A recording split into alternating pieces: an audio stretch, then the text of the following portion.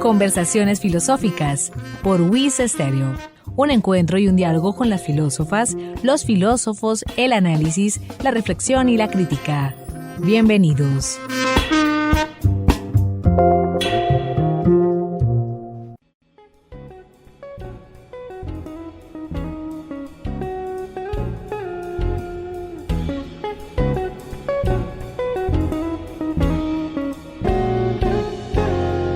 Amables oyentes, bienvenidos a Conversaciones Filosóficas desde la Escuela de Filosofía de la Universidad Industrial de Santander, un espacio de encuentro, de análisis y de diálogo, con las filósofas, los filósofos, la reflexión y la crítica. Les habla Hernando Arias Niño, estudiante de Filosofía UIS, quien les acompañará en este espacio institucional de la Escuela de Filosofía, en el cual abordaremos problemas, autoras y autores de la filosofía. Sean ustedes bienvenidos a nuestro espacio.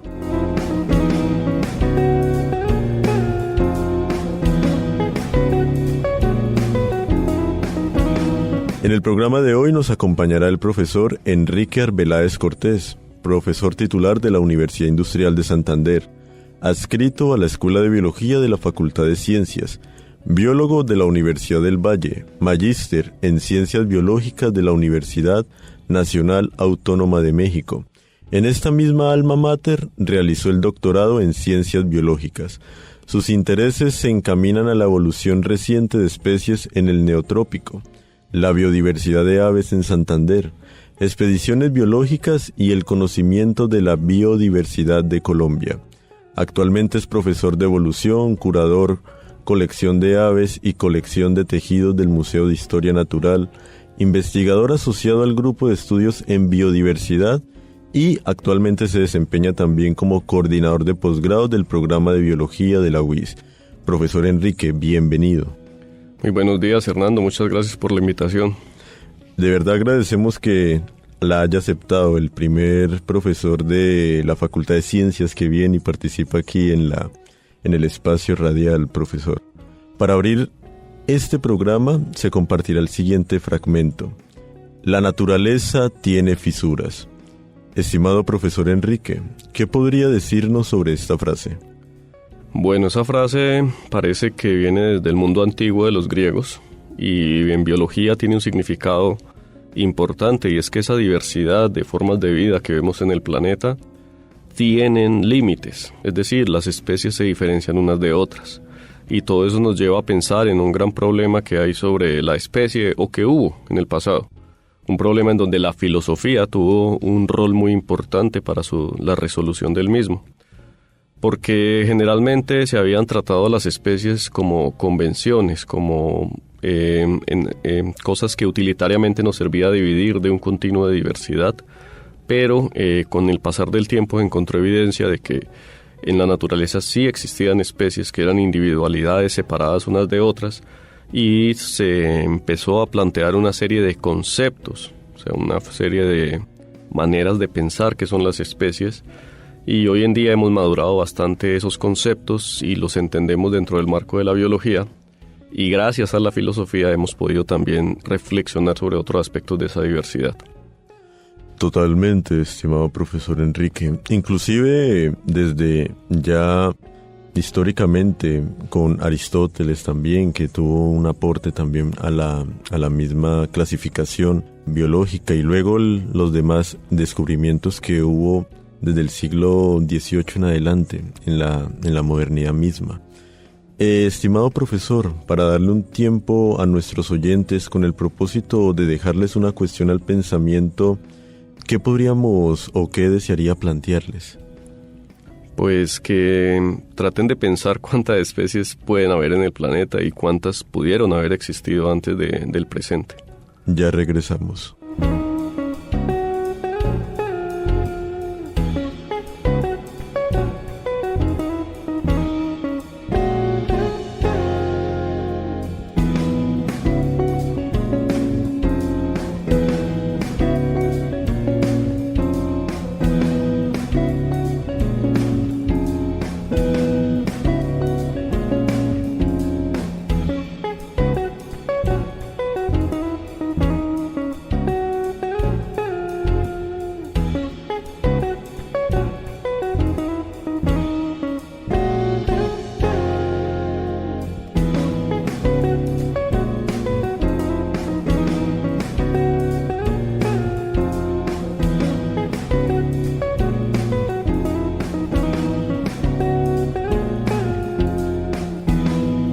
Amables oyentes, están en sintonía de los 96.9 MHz WIS Estéreo, la voz de la universidad. En este su espacio, conversaciones filosóficas desde la Escuela de Filosofía WIS. En el programa de hoy, biodiversidad y evolución. Estimado profesor, ya partiendo de la misma pregunta que sugerías hace un momento y también de la reflexión que nos colocaba también en la introducción del programa, se ve, digamos, este concepto de especie desde el punto de vista filosófico ya un problema mismo al ser o algo o convencional o bien realista. Para partir de ahí, ¿qué es exactamente una especie y por qué es importante entender este concepto? Bueno, las especies, digamos de una manera amplia en biología, se consideran como las unidades fundamentales de la biodiversidad. Pero no se sabe o pues no hay un acuerdo amplio sobre cómo delimitarlas. Es decir, dónde comienza una y dónde comienza otra. Lo que sí hay un acuerdo es que están constituidas de poblaciones y las poblaciones a su vez están constituidas de individuos. Pero ¿qué característica tienen ellas que permita separarlas unas de otras? Pues se ha hecho mucha énfasis en que se puedan reproducir entre sí los individuos de esas especies. Otros han hecho énfasis en que tengan conexiones históricas, evolutivas entre esas poblaciones. Otros han hecho énfasis en las características morfológicas que las permiten distinguir unas de otras. Pero ninguna de esas características es suficientemente general como para abarcar toda la diversidad de la vida en el planeta. Entonces, por esa razón, se considera que no hay ninguna de esas características ni necesarias ni suficientes para delimitar una especie. Si uno mira los libros que hablan de especiación y de especie de biología, se hablan más o menos de 25 conceptos distintos.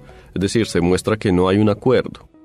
El máximo acuerdo se logra con un planteamiento de los años 90, de finales de los 90, por parte de un biólogo con formación también algo en filosofía, Kevin de Queiroz, que plantea de que hay un concepto general de especie. Y ese concepto general de especie lo que nos dice es que las especies son segmentos de linajes metapoblacionales. Eso no se entiende completamente así en esa mera definición, porque hay que comprender qué son todos esos tres conceptos, pero más o menos se trata de que son como individualidades históricas y geográficas compuestas de poblaciones que tienen un inicio y tienen un final, ¿ya?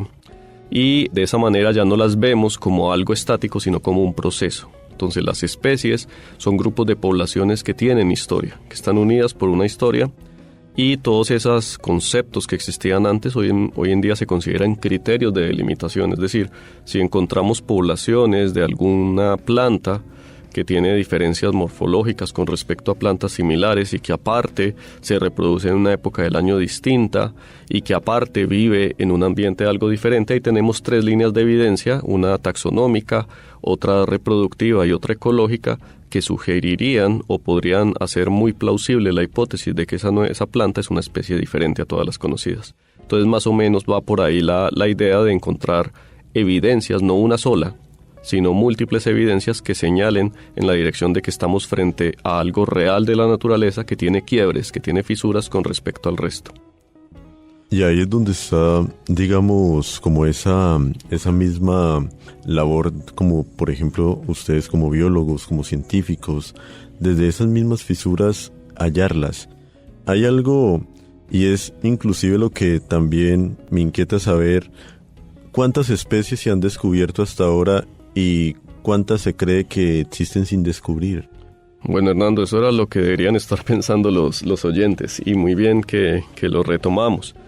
En el planeta se han descrito, es decir, se les ha puesto nombre, se ha encontrado evidencia suficiente para decir que ciertas poblaciones son especies para alrededor de 2 millones de formas de vida, ¿ya? Sin embargo, hay estimaciones de cuántas podrían existir. De hecho, un colombiano, Camilo Mora, de la Universidad de Hawái, hizo el estimado de cuántas podrían existir ya hace más de una década. Hizo un estimado y calculaba que podrían haber más o menos 8.5 millones de especies de organismos eucariotas, es decir, excluyendo bacterias y otros grupos parecidos a bacterias que son las arqueobacterias en el planeta. Esos 8.5 millones más o menos es la cifra que se ha manejado. Algunos dicen que puede ser menos, pero hay otros que dicen que puede ser muchísimo más. Podríamos estar hablando de cientos de millones, de acuerdo con otros estimados de otros autores.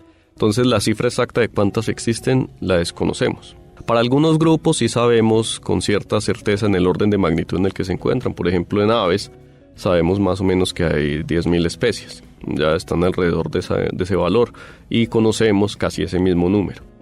Para otros grupos más crípticos, es decir, que no se han estudiado a detalle, organismos marinos, organismos de los fondos de los océanos o de ambientes muy distantes o organismos muy pequeños, tenemos, digamos que, mucha incertidumbre en torno a sus cifras.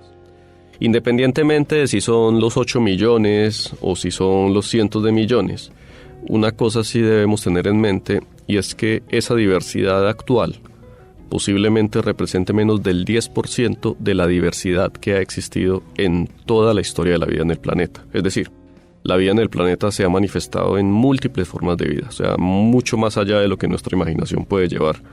Y el 90% de todo eso ya no existe.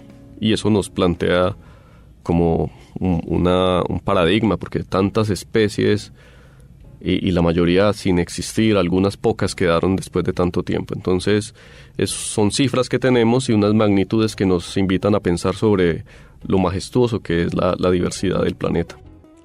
Pero siguiendo, digamos, esas mismas cifras, pareciese que de verdad hemos desconocido las que ya se han extinguido y las que ya han pasado a generar otras nuevas especies, pero que también nos falta un gran recorrido por descubrirlas y seguirlas descubriendo.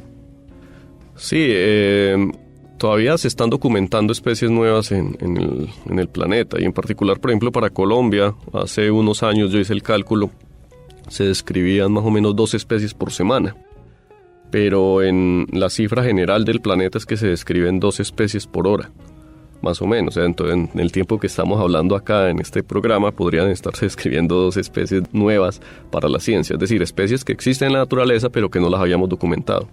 Entonces es una labor bastante ardua, las nuevas tecnologías están ayudando bastante en acelerar un poquito de proceso, pero siempre hay algunos problemas porque, como usted bien decía, esto se comenzó con Linneo hace más de 200 años y se ha mantenido cierta estructura de cómo describir una especie, es decir, ciertas formalidades que muchas veces no es posible completar en corto tiempo, y eso nos ha llevado como a que no tengamos una acelerada, o sea, no hayamos acelerado suficientemente la descripción de las especies, porque necesita que se cumplan ciertas formalidades. Entonces eso es un poquito lo que ha hecho que no se pueda acelerar al punto que deberíamos estar con la tecnología con la que contamos hoy en día. Y ya con esos mismos avances de la tecnología misma y de la ciencia, cabe la pena también, y ahí le haría la pregunta, profesor Enrique, como investigadores de la ciencia, es decir, científicos, ¿qué importancia o sentido tiene cuantificar las especies? Es decir, claramente es una tarea y una labor que les exige en su misma disciplina, pero en el trasfondo mismo, ¿qué sentido tiene o qué importancia? Porque, digamos, ya se vio que cada hora se pueden ir descubriendo 2 especies, pero ¿qué ganamos con ello? Bueno, todas las ciencias tienen una parte que es descriptiva, ¿ya? Y el fenómeno de estudio de cualquier ciencia debe estar más o menos bien entendido para empezar a hacer otras cosas. Y digamos que el objeto de estudio de la biología es en gran medida la diversidad de la vida en la Tierra. Entonces, por eso se mantiene la documentación de las especies. Útil o inútil, pues no se puede decir en ninguna de las dos. En ciencia es un trabajo lícito, como habrán inventarios de obras de arte para los artistas que quizás tampoco tengan relevancia en otras disciplinas, pero dentro de la biología sí tiene la relevancia el conocer cuántas especies hay.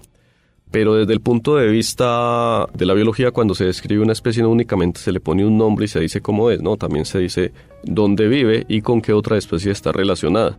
Eso y otros aspectos de la biología de esa especie nos permite entender mejor cómo se distribuye la vida en la Tierra y, por ejemplo, comprender que en los trópicos hay muchísimas más especies que en las zonas templadas, y esa asimetría en el número de especies nos dice algo sobre la historia de la Tierra, y ese algo que nos dice también nos puede señalar hacia posibles futuros o posibles escenarios futuros frente a lo que le pueda pasar al planeta. Entonces, pensándolo de esa manera, el conocimiento científico no tiene una aplicación directa, que es generalmente lo que asimilamos como utilidad, que es la aplicación misma del conocimiento, pero muchas veces sí puede llevar a aplicaciones. En algunos casos, muchas de estas especies han inspirado no solamente artistas, sino también ingenieros para el diseño de formas o de materiales o de estructuras o de múltiples cosas, más que todo con la tecnología que hay hoy en día de impresión 3D y de nuevos materiales,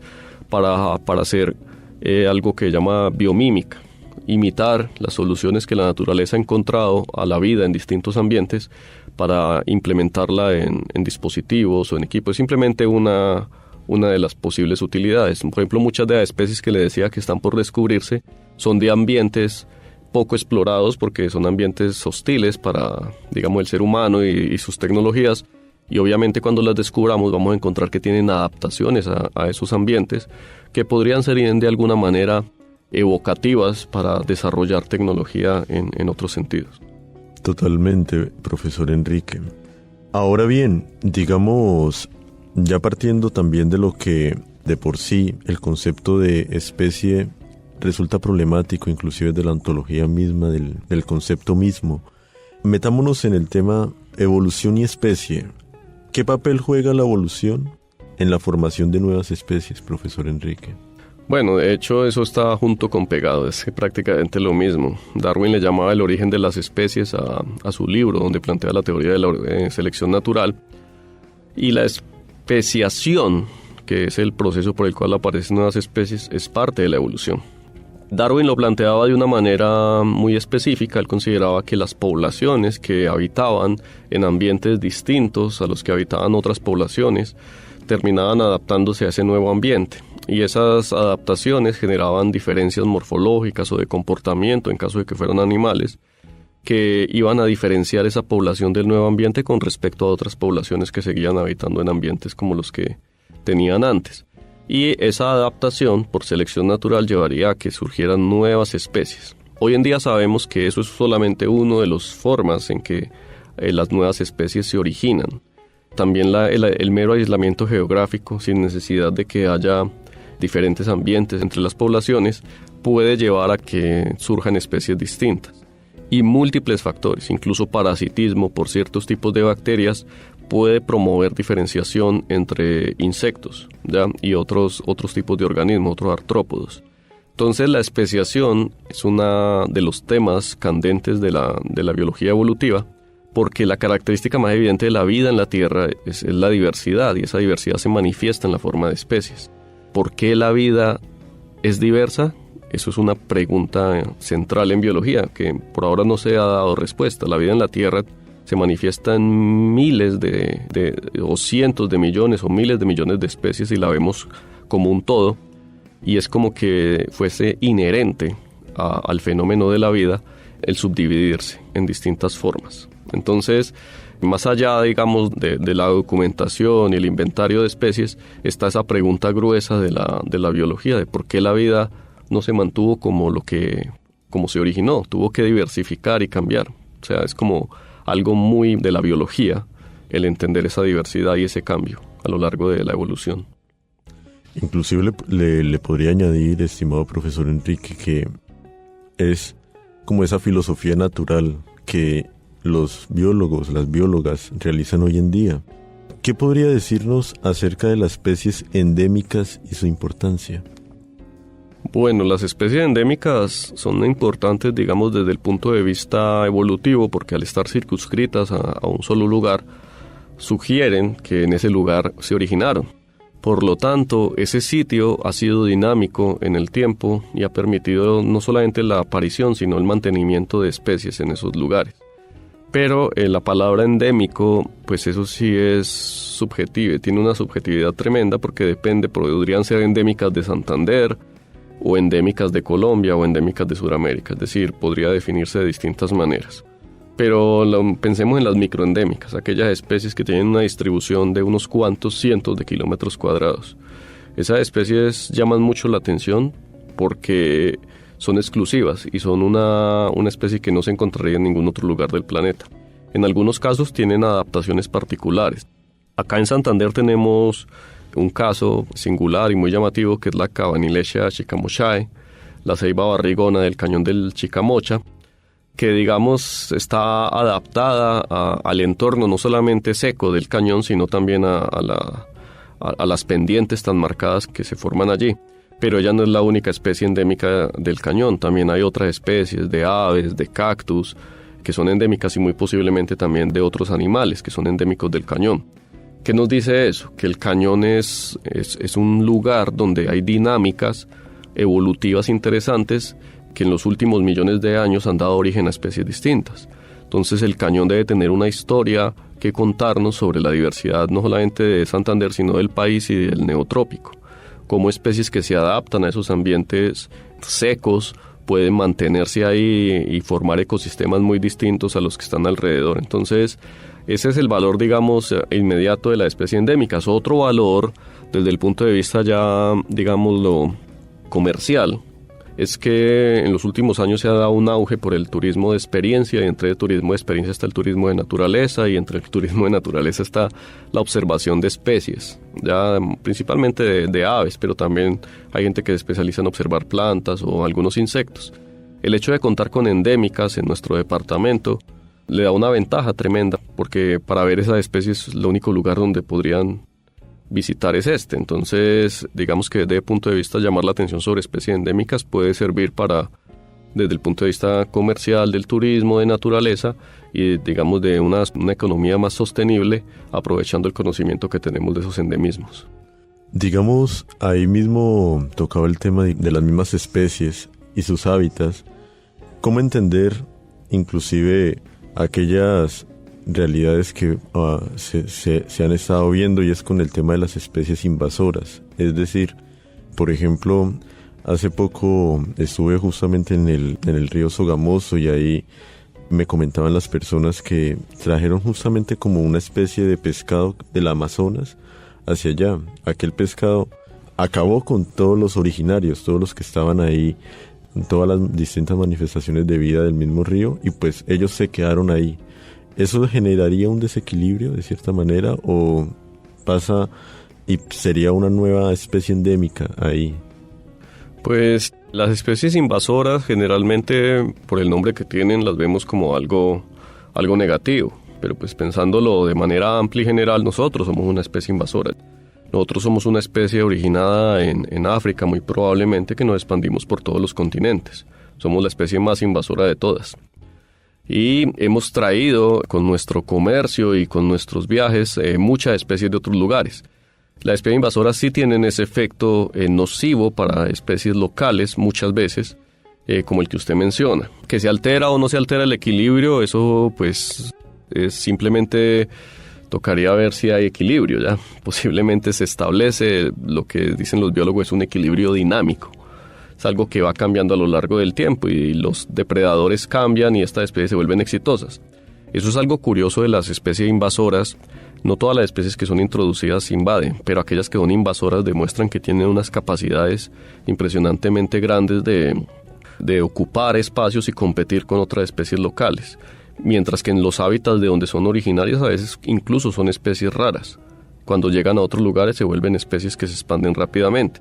Y desde el punto de vista evolutivo, pues algunas especies quizás ya estén especiando, todavía pues quizás animales pequeños que se hayan adaptado a vivir en ciertas ciudades, allá muestran evidencia de diferenciación con respecto a las poblaciones originales. Creo que en Nueva York las ratas ya tienen una cantidad de genes muy diferentes a los de las ratas originarias, creo que de Asia, que las han adaptado mucho al entorno de vida de las ciudades, ¿ya? Entonces muchas especies invasoras que su nicho o su ecosistema son las grandes urbes, ya están mostrando evidencia de diferenciación con respecto a otras poblaciones y muy probablemente van a transformarse en otras especies.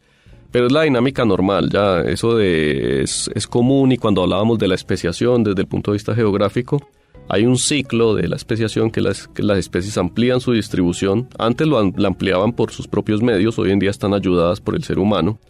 Y con esa ampliación de la distribución luego vienen fracturas en la geografía, se desconectan las poblaciones y termina originándose nueva diversidad. generalmente se ven como nocivas, muchas pueden ser plagas, muchas pueden ser grandes depredadores, pero en otros casos también pueden ser fuente de alimentación para personas, ¿ya?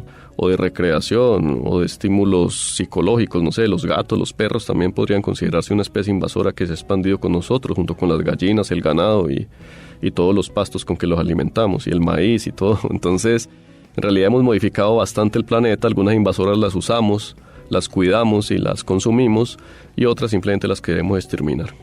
Muchísimas gracias, estimado profesor Enrique, por responder amablemente todas estas cuestiones que bien hemos aprovechado en este momento, precisamente con su merced, con toda la formación y la disciplina misma del tema biológico.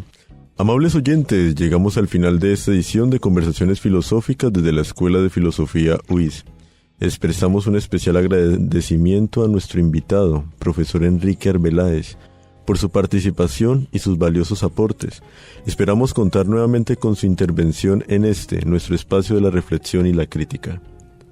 Muchísimas gracias, Hernando, y muchísimas gracias a la Escuela de Filosofía por abrir este espacio en donde podamos interactuar, y ojalá se preste para seguir discutiendo temas relacionados con la ciencia y las humanidades. Esperamos nuevamente contar con su participación, estimado profesor Enrique. Gracias por su sintonía. Los invitamos a una nueva edición del programa institucional de la Escuela de Filosofía UIS. Con ustedes hasta este momento les acompañó Hernando Arias Niño.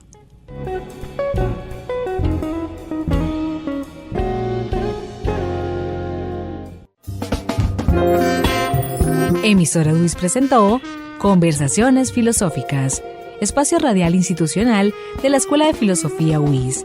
Sintonícenos todos los lunes a las 11:30 am en los 96.9 MHz, UIS Estéreo, la voz de la universidad.